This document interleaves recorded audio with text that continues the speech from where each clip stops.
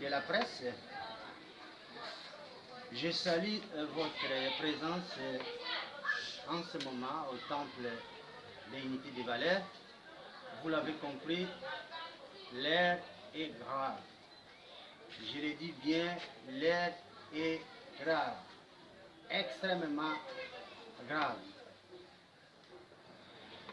Le peuple congolais vient d'être désabusé. Le peuple qui croyait à la tenue des élections, la CENI, donc la Commission électorale nationale indépendante, a fait croire à notre peuple, elle a fait croire au monde entier que la tenue des élections allait être effective et celle-ci allait avoir lieu à la date prévue, cela veut dire le 23 décembre de cette année. Coup de tonnerre, hier, Corneille Nangaa s'est adressé aux Congolais et à la face du monde entier. Et le but, c'était le report des élections. Et ce qui est grave, Corneille Nangaa, le président de la CENI, dit vouloir reporter les élections pour une période d'une semaine. Nous allons évaluer ensemble parce que l'unité des valeurs est l'unique parti politique ou bien l'un des partis politiques qui avait fustigé le comportement de la CENI parce qu'une élection dite démocratique se prépare et elle se prépare sérieusement. D'abord, nous devons préciser quelles sont les recommandations constitutionnelles en termes des élections dans notre pays. Nous le savons, selon la Constitution, le renouvellement des institutions par les voies démocratiques, selon la Constitution, doit se faire chaque 5 ans. Donc, s'il faut renouveler les chefs de l'État, c'est tous les 5 ans. Les députés, c'est tous les 5 ans. Les sénateurs, pareil, conformément à l'article 70, 103 et 105 de notre Constitution. C'est dans ce contexte, mesdames et messieurs les journalistes, qu'après 2006, année à laquelle nous avons eu notre première élection, puis en 2011, 2016 devait être marqué par la tenue des élections. Ce qui n'a pas eu lieu, donc nous avons eu 2016, 2017, puis 2018. Ce sont des occasions ratées. Je ne veux pas revenir sur les différentes causes qui ont abouti à cela, mais nous retenons quand même le rôle du gouvernement. Donc le gouvernement n'a pas pu jouer son rôle, mais aussi la CENI qui n'a pas pu jouer le leur. Lorsque nous parlons du rôle du gouvernement, tous nous savons que c'est le gouvernement qui donne les moyens à la CENI de pouvoir organiser les élections. Donc le gouvernement en 2016 n'a pas été en mesure de le faire. C'est ce qui nous a amené à des discussions, d'abord à la Cité de l'Union africaine, nous avons eu un dialogue, puis au centre interdiocésain. De là, nous sommes sortis avec un accord, le fameux accord de la Saint-Sylvestre. Que prévoyait cet accord? Cet accord prévoyait la tenue des élections au plus tard le 31 décembre 2017. Vous êtes témoin. Le 5 novembre 2017, au lieu que Corneille Nangaa et la CENI nous produisent un calendrier prévoyant les élections à la fin 2017, conformément à ce qui a été prévu par l'accord de la Saint-Sylvestre. Mais hélas, nous avons eu droit à un calendrier projetant les élections à 2018. Et vous savez qu'à partir de ce moment, c'est ce que nous avions dit, à partir de ce moment-là, toute la charpente qui abritait le processus démocratique était tombée. Parce qu'on ne peut pas imaginer que l'accord de la Saint-Sylvestre qui accompagnait, qui était la balise même de ce processus, et qui prévoyait les élections tout au plus tard à décembre 2017, qu'on puisse nous sortir un calendrier allant au-delà de ce que prévoyait l'accord de la Saint-Sylvestre. C'était une première et une grande violation. Malheureusement, le chef de l'État n'avait pas réagi, ni même certains leaders politiques. Et nous n'avons pris le temps de fustiger ces comportements. Et puis, nous le savons tous, il y a eu beaucoup d'entraves dans la démarche des uns et des autres. Mais il y a une chose à souligner. La CENI est prise en otage par les chefs de l'État ainsi que par la majorité présidentielle devenue aujourd'hui FCC. C'est pourquoi vous voyez les comportements de la CENI. On sent, c'est visible, on sent que la CENI n'a pas les moyens de sa politique.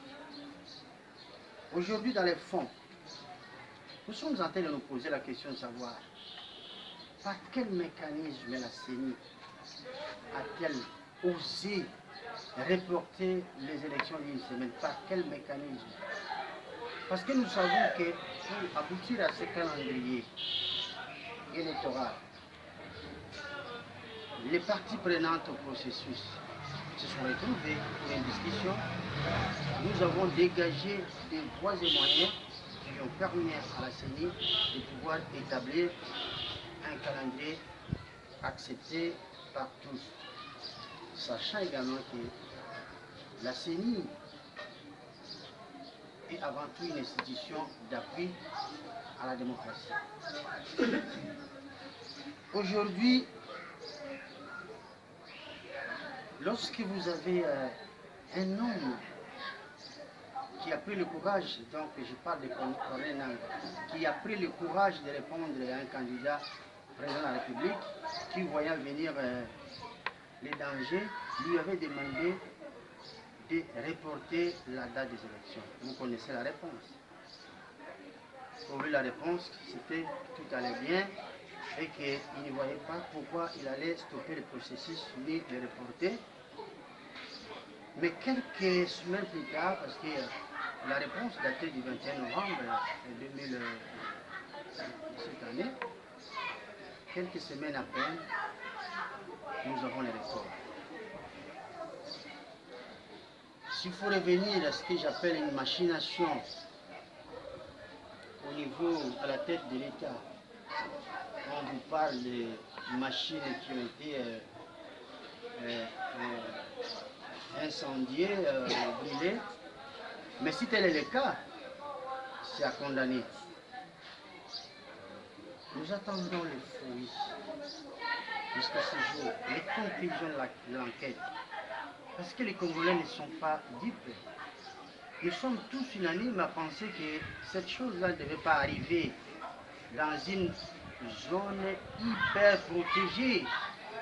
Si cela arrive à la CENI, c'est que demain, ça pourrait arriver au cœur de nos institutions. Et ce sont une série de soucis qui nous poussent à nous réunir aujourd'hui. Encore une fois, pour s'en convaincre que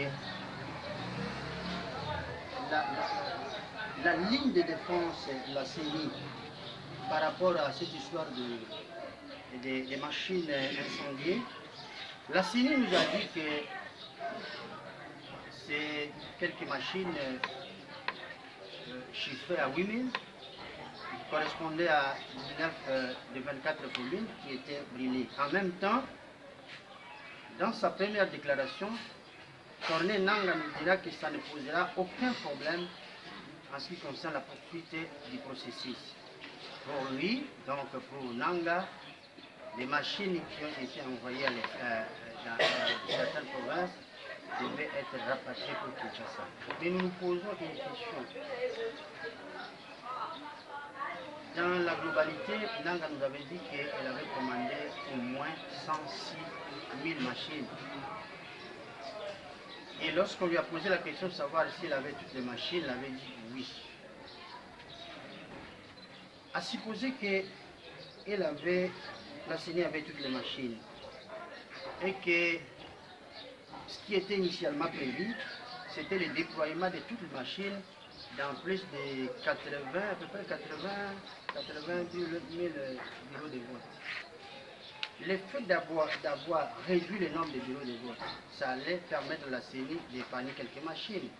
À partir du moment où la CENI Naïque a déployé les machines, c'est 75 000 bureaux de vote, ça suppose que dans son stock, elle allait avoir des dizaines de milliers de machines en réserve. Donc on comprend facilement que lorsqu'on a perdu 8 000 machines, déduction faite, c'est facile à aller puiser dans les stocks. Donc vous comprenez, nous n'allons pas perdre le temps avec ce genre des affirmations qui ne tiennent pas debout. Le problème c'est quoi? Aujourd'hui, nous savons que jusqu'il y a quelques heures encore, la CENI tenait absolument à la date du scrutin. Et nous savons également que dans plusieurs points à travers le pays, la population signale que le matériel de vote n'est jamais arrivé. Ça, nous le savons tous. Alors que le calendrier électoral prévoyait l'affichage des listes provisoires et définitives tout au plus tard au 27 mai, donc du 27 mai au 7 décembre 2018. Donc, mesdames et messieurs de la presse, vous voyez que nous sommes aujourd'hui en face d'une escroquerie politique. Et la CENI a cessé d'être une institution d'appui à la démocratie. Elle est devenue une caverne qui abrite une association de malfaiteurs. Voilà là où nous en sommes aujourd'hui. C'est pourquoi nous avons tenu à éclairer notre peuple. Le peuple n'est pas abandonné. Nous sommes là. Nous avons pris l'engagement de défendre le peuple. C'est un engagement lorsqu'on vient en politique. On s'y engage. On vit avec des idées, mais également avec une conviction et une détermination. La détermination, nous l'avons. Et c'est le moment d'affirmer haut et fort que Kabila, qui défie le peuple congolais, doit savoir que nous n'allons pas nous laisser aspirer à son système. Nous voulons que les Congolais sachent que le moment est tellement délicat. Nous avons suivi un mouvement de troupes. Moi, je m'intéresse à tout cela parce que vous savez que j'ai immolé mes ambitions, à juste titre d'ailleurs, parce que j'avais compris que c'était difficile d'avancer dans les mensonges. C'était difficile d'avancer dans les responsabilités. C'est pourquoi je parle de nous, le parti politique, mon parti politique. Nous avions immolé nos ambitions politiques pour éveiller la conscience de tout le monde, pour appeler tout le monde à lever la conscience. Le 22 août, vous savez que je suis parmi ceux qui avaient fait le premier pas dans ce processus. Nous nous sommes rétractés. Aujourd'hui, les gens nous donnent raison. Nous n'avions pas prêché dans le désert. Nous savions qu'on allait en arriver là. Parce que Kabila ne veut pas des élections. Kabila et sa majorité ne veulent pas des élections. Mais le Congo doit vivre. le Congo doit exister. Il doit y avoir un après Kabila. Et l'après Kabila a déjà commencé depuis très longtemps parce que nous avons en face de nous des responsables, y compris lui-même Kabila, qui sont en perte de légitimité. Mais tout ce qu'il reste, c'est une légalité constitutionnelle. Aujourd'hui, nous sommes en train de crier haut et fort à la face du monde que ça en est fini. Nous avons appris certains de nos amis dire qu'ils n'accorderaient pas, qu'ils n'allaient pas accorder un seul jour à Kabila à la tête de ces pays après le 23. Eh bien, ça n'engage qu'eux. Mais nous, les Congolais, nous disons que l'ère Kabila appartient au passé. Nous devons nous lever maintenant et prendre de manière effective notre souveraineté. Voilà la raison de cette communication. Nous n'avons pas voulu répondre aux uns et aux autres de manière particulière. Nous avons souhaité le faire de manière générale, afin que chacun d'entre vous puisse en faire, puisse relayer l'information et puisse en faire une bonne diligence. Je crois que nous avons dit l'essentiel pour aujourd'hui. J'ai essayé de récapituler. Nous sommes en train de fustiger le comportement de la CENI. Nous voulons démontrer devant tout le monde qu'à la lire où va la CENI, à la lire où le processus est engagé, nous n'aurons jamais des élections. La date, les rapports qui a été proposé, ce n'est qu'un leurre. Donc jamais Kabila ne s'accordera avec la CENI pour organiser les élections. Ça, nous le savons. Nous ne voulons pas tomber dans les pièges du passé. Le Congo doit rester uni, il doit rester ce qu'il est. Sachons maintenant que la charité bien ordonnée commence par soi-même. Donc nous devons nous mettre debout. J'ai parlé du comportement de la CENI qui est prise en otage. Donc nous ne devons plus compter sur cette CENI. Voilà pourquoi je demande la démission de Corneille Nangaa et de toute son équipe. Il doit démissionner afin de laisser la place à des fils et filles dignes de ces pays. Je demande également à ce que les parties prenantes à ce processus puissent s'asseoir et discuter afin de dégager des résolutions qui pourront nous permettre d'avancer, d'aller de l'avant, afin d'abord de sauver le Congo et de reconstruire l'homme congolais qui est complètement démoli. Parce que je l'ai toujours dit, avant de reconstruire le Congo, avant de rebâtir le Congo, il faut d'abord commencer par rebâtir l'homme congolais qui est complètement démoli. Voilà le sens de ce message. Kabila appartient au passé. Tout ce qu'il fait aujourd'hui, il le fait dans l'ombre. Il le fait derrière les autres. Il le fait en complicité avec ceux qui acceptent de se faire manipuler. Mais son temps est révolu.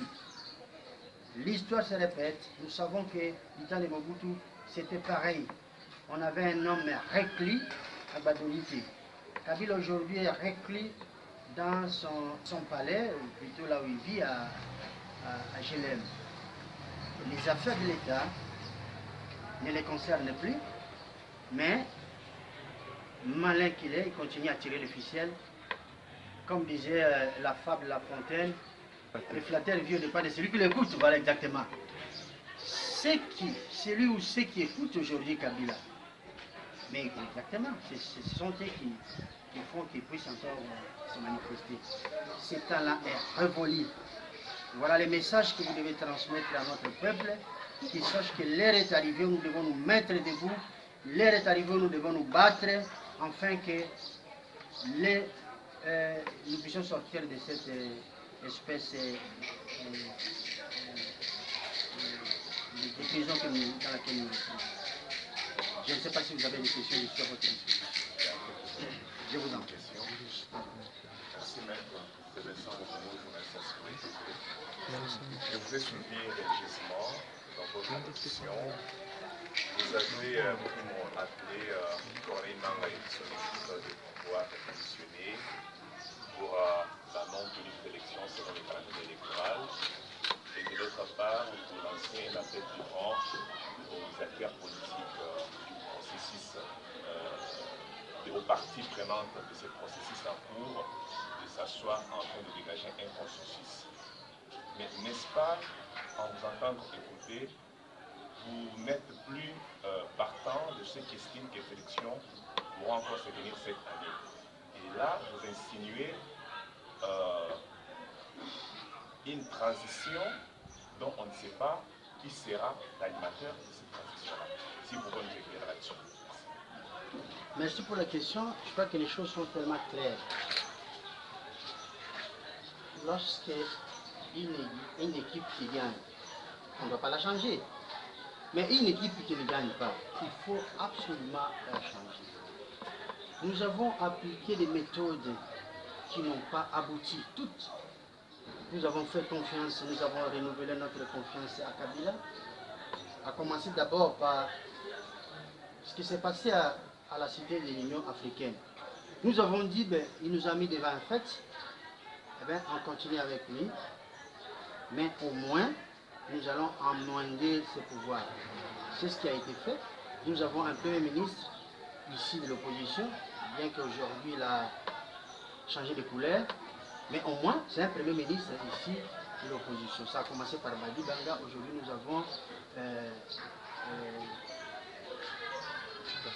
nous avons Chibal. Vous connaissez la suite. Puis 2017, nous nous sommes dit, on les laisse continuer. Donc, on laisse continuer le gouvernement et avec lui, les chefs de l'État à la tête du pays, qui n'avaient plus un pouvoir effectif. Mais nous sommes aujourd'hui en 2018. Si le peuple a attendu, nous avons tous attendu. On a supporté 2016, il n'y a pas eu d'élection. 2017, 2018, c'est la ligne à ne pas franchir. Voilà pourquoi vous pouvez appeler cela comme vous voulez. Il nous faut une concertation. Vous savez ce genre de concertation dans notre pays. On a parlé de conclaves, on a parlé des dialogues, on n'a pas. Il faut que nous puissions nous asseoir. Et cette fois-ci, il faudrait que nous soyons sérieux avec nous-mêmes. Il faudrait que nous soyons sérieux avec nous-mêmes. C'est ça la condition. Parce qu'on ne peut plus prendre les mêmes et recommencer. Vous serez peut-être tenté de me dire d'évoquer l'article 70. Mais moi, je vous dis que dans le contexte actuel, il nous faut une transition sans Kabila, conformément à l'accord d'Addis Abeba. Ce sont des instruments juridiques qu'il faudrait utiliser maintenant, et ça a été fait pour des moments comme ceci. Et voilà ce que je vous dirais. Donc, appelez cela une transition qui sera précédée certainement par une démarche consensuelle où les gens doivent s'asseoir pour définir ce qu'il faudra faire demain. Appelez ça dialogue, appelez ça conclave, et puis la suite appelez ça transition, peu importe. Mais il nous faudrait un temps où nous devons nous préparer. Parce que le problème c'est quoi? Kabila a tout détruit. Alors que dans sa tête, il pense avoir reconstruit le pays. Mais c'est faux. Il a détruit l'homme congolais, il a détruit nos outils de production, il a détruit tout le système pouvant nous permettre d'avoir des élections crédibles et démocratiques dans un délai raisonnable. Donc il nous faut prendre du temps, il nous faut prendre le temps de nous préparer sérieusement pour éviter de faire des ratés. Voilà ce que je m'avais dit. Merci, Président. C'est le du canal de Canal sur télévision. Entre une transition sans Kabila que vous faites encore, que vous ressuscitez encore aujourd'hui, et prendre votre mal à la patience une semaine seulement, quelle est la meilleure alternative? Et ma deuxième préoccupation, ça fait 2 ans que vous avez relégué Kabila au passé, et il vous fait sentir qu'il est toujours là, et très fort. Et comme vous l'avez fait aussi sous Mobutu, vous l'avez relégué au passé, mais dans sa retraite de Kawele, pendant 9 ans, vous n'étiez pas capable de le faire partir. Quelle est l'attitude que le peuple, ou peut-être votre parti, le militant de votre parti, doivent prendre en rapport avec le 23 décembre auquel il y aura une scrutin? Voilà. Merci pour la question. Vous savez, je vous parle en tant qu'avocat. Il m'est arrivé, moi j'ai travaillé dans un autre environnement, en Europe, en Suisse. Je parle de manière générale en Europe et un peu partout. Lorsqu'il m'est arrivé de demander un délai, parce que je ne suis pas en mesure de traiter un dossier, je devais justifier. Je devais être moi-même convaincu avant de convaincre le ministère public. Est-ce que vous pensez sérieusement qu'il n'en est convaincu d'abord lui-même? Il n'y avait qu'à voir sa mine. Parce que lorsqu'on est en face d'un individu, il faut l'observer. Ça vous permet de lire à travers les lignes. Nous avons compris qu'il était mal à l'aise. Je vous ai vu, je parle de la presse, vous avez été convoqué à 10h. Vous étiez là. À 10h, vous étiez là, un peu plus tôt d'ailleurs. Mais on vous a laissé à 17h. Vous voyez la nature de cette communication. Est-ce que ça valait une concertation qui devait prendre des heures? C'est qui en oui sur roche. Donc, les problèmes de délai ne se posent pas, ou n'allaient pas se poser, si réellement on avait senti la volonté d'avancer. Moi, je serais prêt à accorder un mois, 2, 3, une année, parce que nous l'avions fait en tant qu'élite politique. Nous sommes allés à Saint-Titi. La presse, le dialogue à la Cité de l'Union africaine, vous étiez là. Nous sommes allés, il nous a été demandé d'accorder du temps.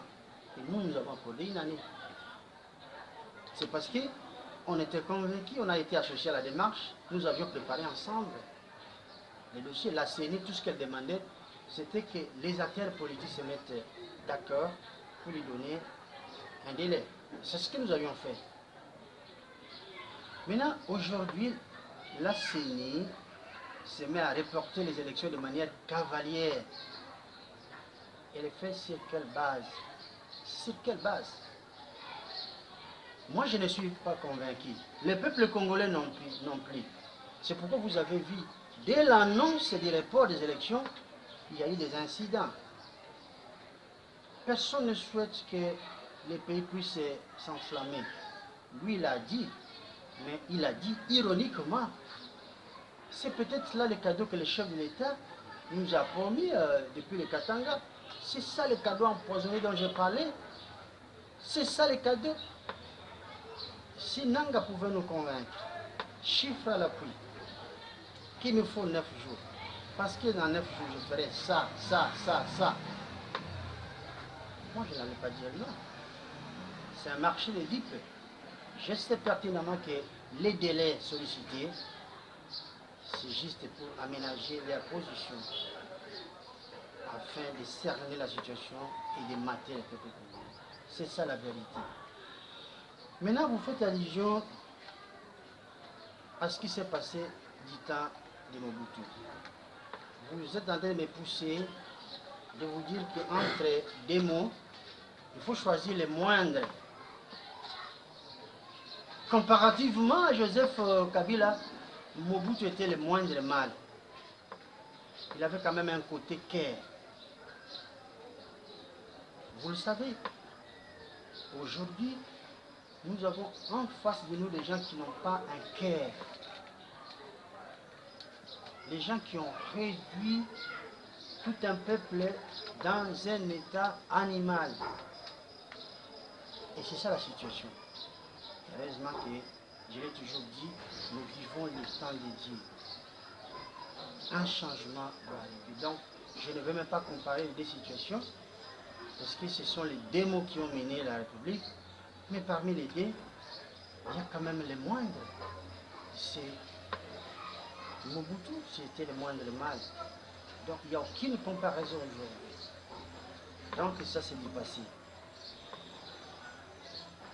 Je vous parle de moi. À l'époque de Mobutu, c'est vrai. J'ai milité, je dis bien que j'ai milité. J'étais un militant, un simple militant. Et puis un peu vers la fin, j'ai occupé certaines responsabilités politiques. Mais aujourd'hui, je suis un acteur politique qui est à la pointe des événements. Je m'engage, j'engage ma personnalité, j'engage ma parole. Et derrière moi, j'ai des Congolais qui me suivent, qui m'écoutent et qui sont prêts à se battre parce qu'il s'agit de se battre. Parce que la liberté, il faut l'arracher. Donc, moi, je suis mal placé pour parler entièrement de l'époque de Mobutu. À cette époque-là, vous connaissez, il y avait d'autres têtes. Aujourd'hui, c'est une nouvelle configuration, avec des gens qui voient les choses autrement. C'est pourquoi je suis là, je résiste aux côtés du peuple. Et je vous dis que nous allons réussir. Et puis, pour ceux qui pensent que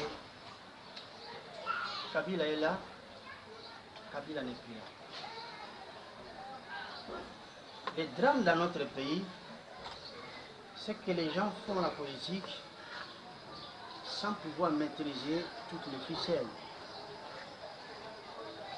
S'il faut prendre ce qui s'est passé chez Pharaon de la Bible, à l'époque où Moïse partait l'harceler afin qu'il puisse libérer le peuple congolais. Le petit peuple était loin d'ignorer qu'à chaque fois où Moïse allait voir Pharaon, lorsqu'il ressortait, il fallait se retrouver dans un état de dépouillement total. C'est ce qui se passe aujourd'hui pour Kabila. Kabila est dans un état de dépouillement total. Il fait semblant d'exister, il fait semblant de tenir, mais il n'est plus le même aujourd'hui. Il a peur de son passé. Il a peur également de son avenir. Moi, je dis aux Congolais, nous n'avons pas peur de notre passé et nous ne devons pas avoir peur de notre avenir. Voilà la différence entre nous et Kabila. Et ça justifie tout. Et c'est ce qui fait notre force aujourd'hui. C'est ce qui fait notre force. Nous savons ce qui se passe de l'autre côté. Nous savons dans quel état d'esprit il se trouve, lui et son groupe. Et ça nous permet d'espérer. Ça nous permet d'avancer. Et je vous le dis sincèrement, pour être un vrai leader politique, moi je fais partie des hommes d'État. Et c'est comme ça qu'on doit avancer. Donc je vous dis des choses en connaissance des causes. Voilà ma réponse. Je vous en prie. Merci. Patrick Kinzala, pour le compte d'Afrique Info Magazine. Vous êtes rétracté dans le processus. Nanga a reporté les élections pour le 30 décembre. Alors, c'est quoi le mot d'ordre? Qu'est-ce que vous leur dites, tous ces milliers de Congolais qui ont cru en vous et à votre vision? Doivent-ils aller voter le 30 décembre si l'élection y aura? Je vais clarifier les choses. Moi, personnellement, je ne peux pas dire, quand je dis moi, j'engage mon parti politique. Et ce que j'ai dit, ça ne vient pas seulement de moi, ça vient également de mon parti politique, parce que nous avons une équipe solide.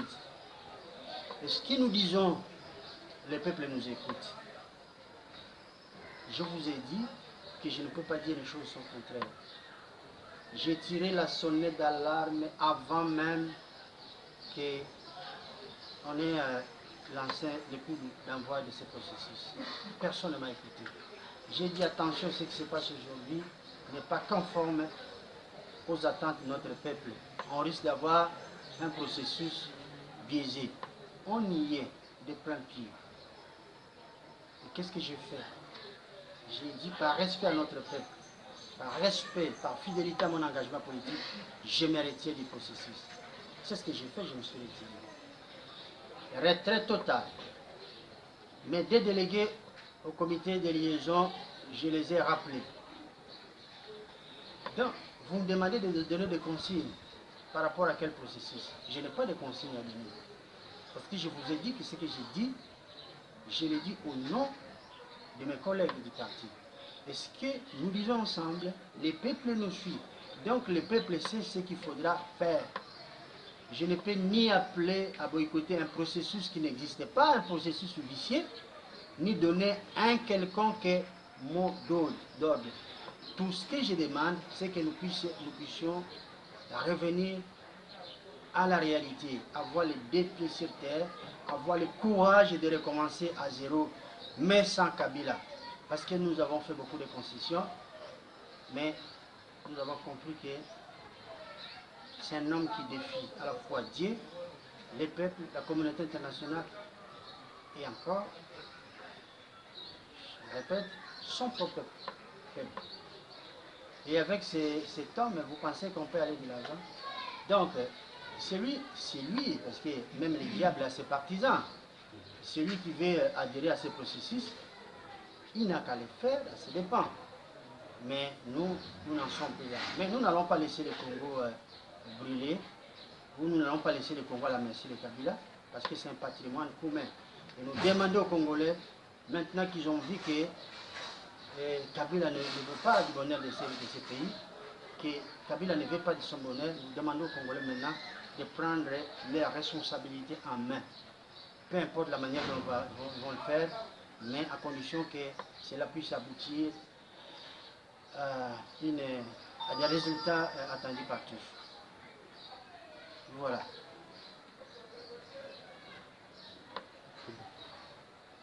Je crois que nous sommes arrivés à la fin, s'il n'y a pas d'autres questions. Notre position est claire. Nous avons fustigé ce processus électoral que nous avons qualifié de vicié. Aujourd'hui, je ne dis pas que les choses nous donnent raison, mais la vérité a rattrapé à la fois Corneille Nangaa et Kabila, ainsi que sa majorité présidentielle. Nous disons également que le peuple est témoin de ce qui vient d'arriver. Le peuple a compris que la charité bien ordonnée commence par soi-même. Les amis du Congo, les amis de la RDC ont promis de nous prêter main forte. Tant mieux. Si les salis peuvent venir de chez les amis, ce serait aussi une bonne chose.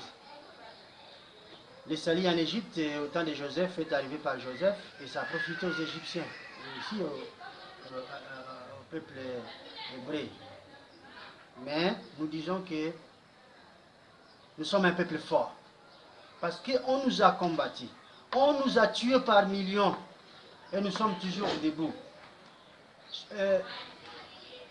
On a dépecé le Congo virtuellement parce que je l'ai toujours dit, des pans importants de notre territoire sont occupés par l'ennemi, mais nous sommes toujours là. Encore une fois, ce qu'il faut, c'est du courage. Ce qu'il faut, c'est de la détermination. Ce qu'il faut, c'est que nous puissions tous nous mettre debout. Et ce qu'il faut, c'est que nous ne puissions pas avoir peur de notre avenir. L'avenir, il faut l'assumer. Tout comme notre passé, nous devons l'assumer. On ne doit pas avoir peur des hommes, parce que les hommes dans ces pays ne nous ont jamais fait peur. Nous connaissons l'histoire coloniale, comment ça a commencé, comment ça s'est achevé. Les Belges qui nous ont colonisés ne sont pas partis de plein gré.